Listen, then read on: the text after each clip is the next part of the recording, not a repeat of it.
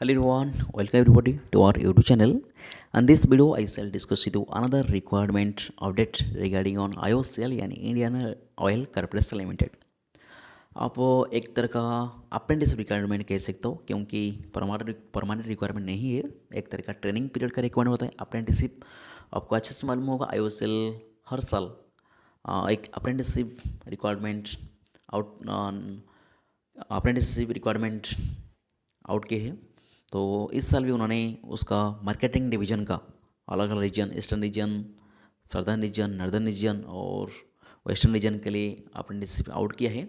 उससे पहले मैं चैनल पर तीनों रीजन का, वेस्टर्न रीजन, सदर्न रीजन और नॉर्दर्न रीजन का वीडियो डाल चुकी हूँ.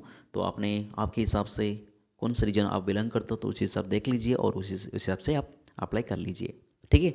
सारे के रीजन का अभी एप्लीकेशन ऑनगोइंग है और सारे रीजन का लास्ट डेट 14 फरवरी है. अभी हम आज देखने वाले ईस्टर्न रीजन, जो भी Indian oil corporation marketing division का ईस्टर्न रीजन है, वहाँ से कुछ अप्रेंटिसशिप रिक्वायरमेंट निकल कर आई है. तो उनको मैं आपके साथ कंप्लीटली जानकारी देने वाली हूँ. ठीक है. यहाँ पे आप एडवर्टाइज नंबर नोट कर सकते हो और डेट देख लीजिए. 24 जनवरी को आउट हुआ था, लेकिन थोड़ी से डिले हो गई वीडियो बनाने के लिए, तो इसलिए माफ़ी चाहता हूँ. तो देख लीजिए नोटिस सब्जेक्ट क्या है. Notification for engagement of trade technician या graduate apprentice under apprentice act 1961 IOCL marketing division eastern region. उससे पहले मैंने चैनल पर सदर्न रीजन, वेस्टर्न रीजन और नॉर्दर्न रीजन का वीडियो डाल चुकी हूँ. तो एक बार आपने उसको जरूर देख लीजिए. और देख लीजिए कौन कौन स्टेट ईस्टर्न रीजन में आता है. वेस्ट बंगाल, बिहार, उड़ीसा, झारखंड, असम, सिक्किम, अंडमान निकोबार आइलैंड, त्रिपुरा, नागालैंड, मिजोरम, मेघालय, मणिपुर और अरुणाचल प्रदेश. कह सकते हो ईस्टर्न और नॉर्थ ईस्ट रीजन का सारे स्टेट के लिए अप्रेंटिस निकल कर आई है. मैं आपको क्विकली बता जाऊंगा. आप आपके हिसाब से आप कौन से स्टेट से बिलोंग करते हो, आप आपकी स्टेट या कोई दूसरे स्टेट के लिए अप्लाई करना चाहते हो, उस हिसाब से आपने देख लीजिए. और एक बात, आप पहले तो आपकी खुद का स्टेट देख लीजिए और सारी की सारी पोस्ट का पोस्ट कोड आप याद रखिए क्योंकि अप्लाई के दौरान वो जरूर आपका काम आएगा. उसके बाद कौन से डिसिप्लिन, आपका डिसिप्लिन क्या है, आपका क्वालिफिकेशन क्या है, उसी से आपने देख लीजिए. उसके बाद कितने पोस्ट है आपके क्वालिफिकेशन में, उसको आप ध्यान से देखिए. ठीक है. तो जितने भी टेक्नीशियन वैकेंसी है, टेक्नीशियन अप्रेंटिस जहाँ पर आपको नजर आएगा, उनके लिए आपको डिप्लोमा चाहिए. आपने डिप्लोमा उन्हीं ट्रेड में किया हो तो आपने टेक्नीशियन अप्रेंटिस के लिए अप्लाई कर सकते हो. उस तरह का आपने जो जिस पर भी ट्रेड अप्रेंटिस आपको नजर आएगा, उसके लिए आपको ITI 10+ ITI चाहिए. तो जहीं पर भी आपको ट्रेड अप्रेंटिस पे लिखा हो, उनका मतलब आपको ITI चाहिए. और कुछ ग्रेजुएट वालों के लिए मैं आगे बताऊंगा और कुछ +2 वालों के लिए डाटा एंट्री ऑपरेटर का वैकेंसी है, उनको मैं आप आगे बताऊंगा. ठीक है. तो देख लीजिए वेस्ट बंगाल के लिए पहला स्टेट वेस्ट बंगाल के लिए technician apprentice mechanical, electrical, instrumentation, civil, electronic और इलेक्ट्रिकल, इलेक्ट्रॉनिक और इलेक्ट्रॉनिक के लिए कुल मिलाकर 87 80 वैकेंसी है, जिसमें और जॉब के लिए 36, OBC के लिए 19, SC के लिए 20, EWS 8, ST 4. ठीक है. तो इस तरीका West Bengal trade apprentice ITI वालों के लिए कुल मिलाकर 33 वैकेंसी है.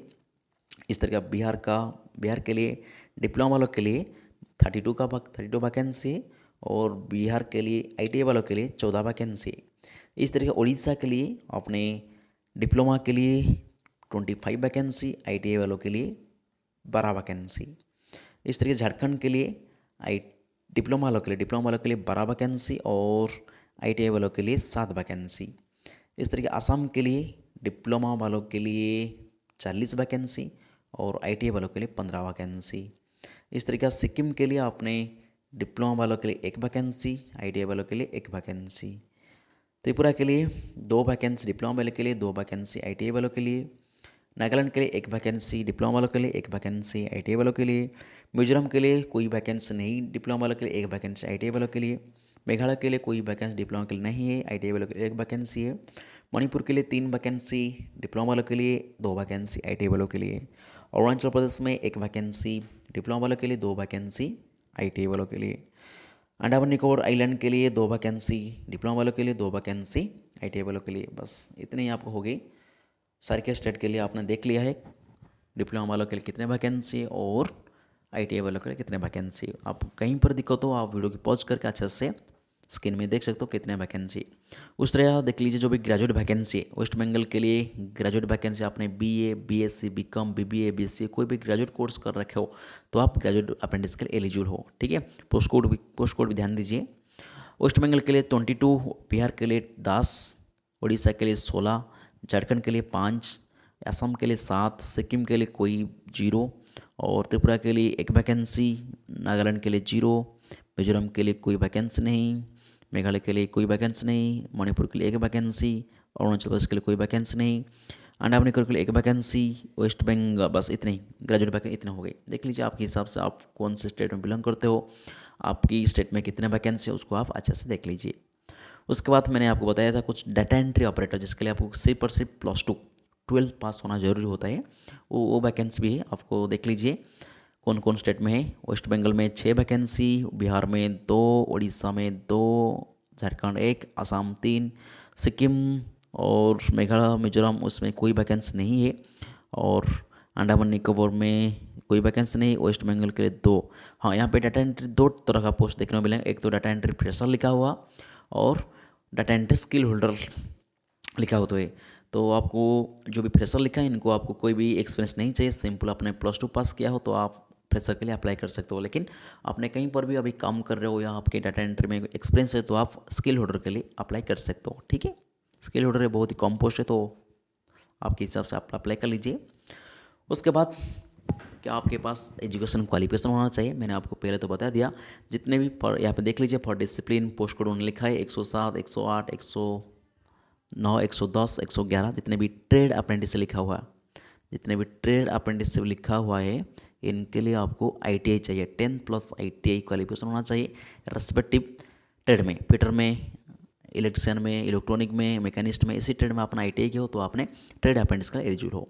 इस तरह जो यहाँ पर भी आपको टेक्नीशियन अप्रेंटिसशिप नजर आएगा लिखा हुआ है, इनके लिए आपको डिप्लोमा चाहिए। कौन कौन ट्रेड में, मैकेनिकल में, इलेक्ट्रिकल में, इंस्ट्रूमेंटेशन में, सिविल में, इलेक्ट्रॉनिक में, इलेक्ट्रॉनिक में, इस तरह जहाँ पर भी आपको टेक्नीशियन अप्रेंटिस नज़र आ रहा है उनके लिए आपको फुल टाइम 3 ईयर का डिप्लोमा चाहिए। उसके लिए भी कंडीशन है 50% मार्क आपको एग्रीड कैरियर में एग्रीड होना चाहिए और जनरल EWS OBC के लिए, और 45% SC ST PW कैंडिडेट के लिए होना चाहिए। ठीक है, इस तरह आपने फॉर डिसिप्लिन पोस्ट कोड 112 देख लीजिए जो भी ग्रेजुएट वैकेंसी है, graduate apprenticeship BA, BCom, BSc, BBA, BCA कोई भी अपने फुल टाइम ग्रेजुएट डिग्री आपके पास है तो आपने डिसिप्लिन 112 ग्रेजुएट अप्रेंटिस के लिए एलिजिबल हो।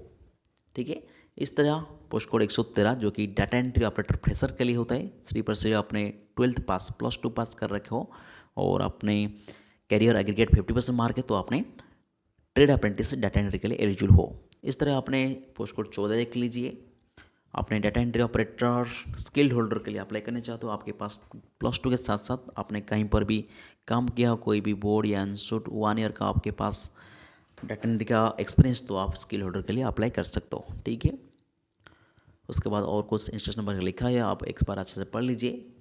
उसके बाद मैं आपकी एज क्या होना चाहिए, आपकी जो मिनिमम एज 18 साल होना चाहिए, मैक्सिमम एज 26 साल होना चाहिए क्योंकि एक ट्रेनिंग पीरियड होता है।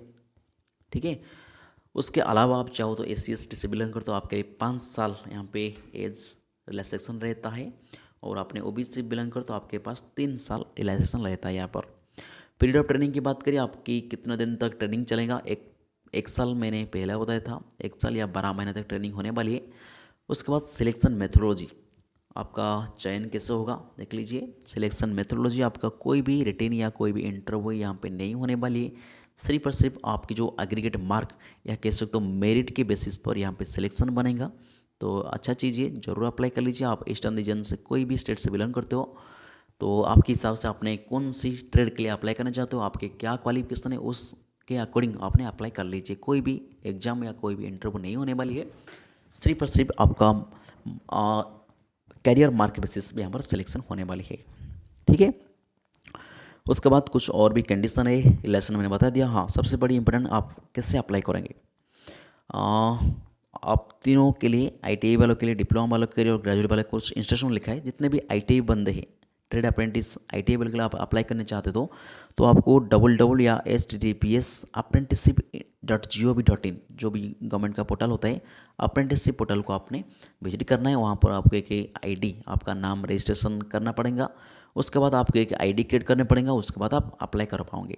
जितने भी डिप्लोमा और ग्रेजुएट वाला होते हैं उनके लिए जो नाट्स पोर्टल होता है www.nats.gov.in जो nats.education.gov.in जो पोर्टल होता है वहाँ पर आपको विजिट करना है। आपका नाम और डिटेल वगैरह वहाँ पर रजिस्ट्रेशन करना होता है। उसके बाद आपके पास एक यूजर ID आ जाएगा।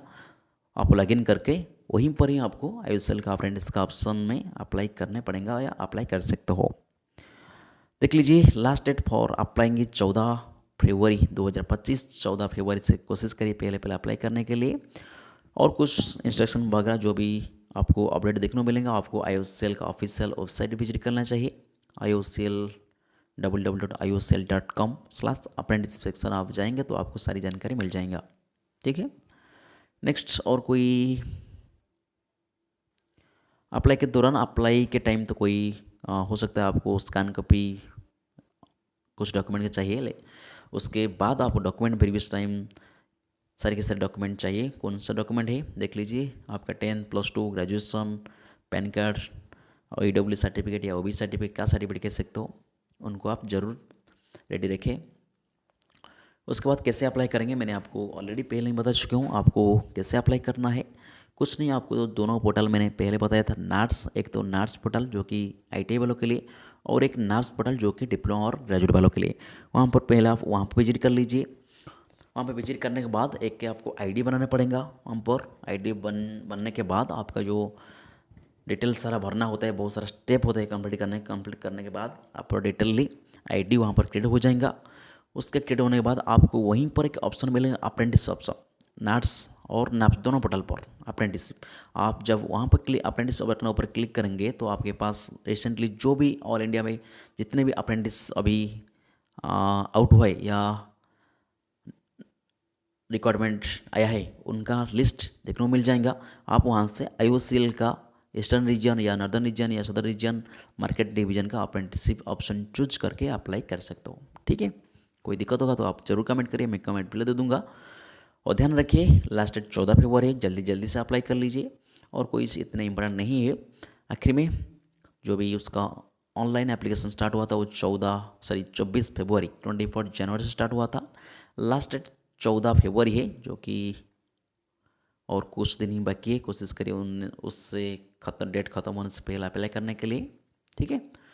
तो इतनी अपडेट था। IOCL यानी Indian oil corporation marketing division का अप्रेंटिसशिप रिक्वायरमेंट आउट हो चुका है। 26 जनवरी को अप्रेंटिस आउट हुआ था। तो मैंने तीनों रीजन का वीडियो बनाया था लेकिन ईस्टर्न रीजन का वीडियो नहीं बनाया था, इसलिए मैंने आज आपके साथ ईस्टर्न रीजन का भी वीडियो शेयर कर दिया है। तो जाइए जल्दी ही IOCL का ऑफिशियल वेबसाइट विजिट करिए। या आप एलिजिबल हो, आप इंटरेस्ट हो, आपके पास कोई भी एक्सपीरियंस नहीं, आप पहले कभी कहीं पर भी अप्रेंटिसशिप नहीं किया हो तो आपने ज़रूर अप्लाई कर लीजिए और IOCL का अप्रेंटिसशिप कर लीजिए, क्योंकि आपको आगे जाकर काफ़ी अच्छा फ़ायदा होगा, काफ़ी बेहतर हेल्प मिलेगा उस अप्रेंटिसशिप सर्टिफिकेट व एक्सपीरियंस सर्टिफिकेट कह सकते हो उसको। ठीक है। तो बस इतनी कहूँगा। IOCL market division eastern reason का भी अप्रेंटिसशिप प्रोसेस अभी ऑनगोइंग है। तो जाइए जल्दी जाइए। जो भी बंदे ईस्टर्न रीजन से बिलोंग करते हो आप देख लीजिए आपके हिसाब से आप कौन स्टेट से बिलोंग करते हो, आप कौन से स्टेट के लिए अप्लाई करना चाहते हो, उस हिसाब से अप्रेंटिस के लिए अप्लाई कर लीजिए। ठीक है। और आपने पहले अप्रेंटिस कर चुका है, आपके पास एक्सपीरियंस है, तो आप अप्रेंटिस करने की कोई ज़रूरत नहीं। आपके पास एक बार ही अप्रेंटिस करना होता है लाइफ टाइम में। तो आप जरूर वीडियो को शेयर कर दीजिए, आपकी छोटा भाई हो बहन या आपके फ्रेंड सर्कल में कोई भी बंदा होगा उनका भला हो सके। ठीक है। So thank you for watching. See you in the next video. Thank you.